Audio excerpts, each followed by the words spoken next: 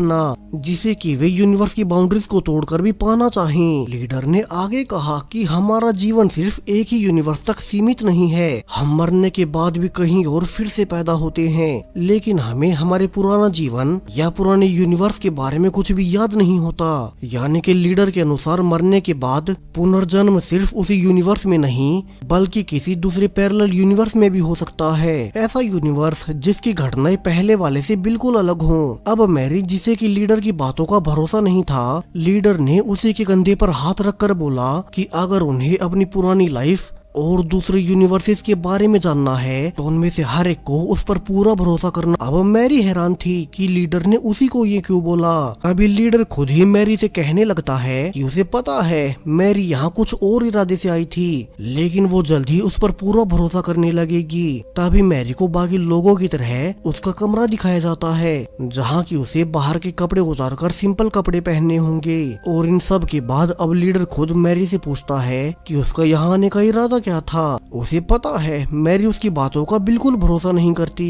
अब लीडर की ये सब कहने पर मैरी ने उन्हें सब सच बता दिया कि वो तो उन पर पिछले कई महीनों से रिसर्च कर रही थी और वो अब एक अंडरकवर एजेंट बनकर यहाँ आ गई ताकि उनके ग्रुप की सच्चाई जान सके। हालांकि अब अजीब कारणों से लीडर ने कहा कि वो मैरी की सोच बदल कर रख देगा और उसने मैरी से जुड़ी एक बेहद प्राइवेट बात बता दी कि कैसे वो अपनी माँ को लेकर बहुत परेशान रहती है जो कि अभी बहुत बीमार है और जल्द ही मारी जाएगी। अब ये सुनकर तो मैरी हैरान रह गई कि उसकी माँ के बारे में तो उसकी डिपार्टमेंट को भी नहीं पता, तो फिर लीडर को कैसे पता चला, और वो रोने लगती है। जिसके बाद मैरी ने अब लीडर के कहने पर उस पर एक आखिरी बार भरोसा करने का फैसला किया। तो वहीं साल 2006 में एली, जो कि एक ही दिन को बार बार जी रही थी, उसका पति इस दिन के आखिर में हर बार मारा जाता। सो अब उसे कुछ समझ नहीं आता कि वो इस टाइम लूप से कैसे निकले। वो हर बार हर एक टाइम लूप में अपने पति जैक को बचाने की कोशिश कर चुकी है, लेकिन वो कभी सफल नहीं रही। और अब इस बार भी जब वो एक लूप के दौरान उसी रेस्टोरेंट में जाती है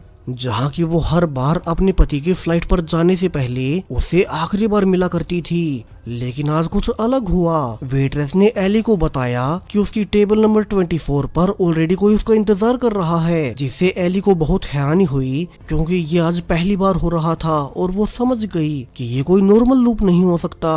तो वो जल्दी से भागते हुए उसी टेबल पर जाती है और उसने देखा कि एक आदमी उसी का इंतजार कर रहा है। अब एली को देख उस आदमी ने बताया कि वो एक डिटेक्टिव है और एली को उसके साथ चलकर एक लड़की का चेकअप करना है। अब एली ने नोटिस किया कि हर रोज तो सेम इसी समय पर उसका पति जैक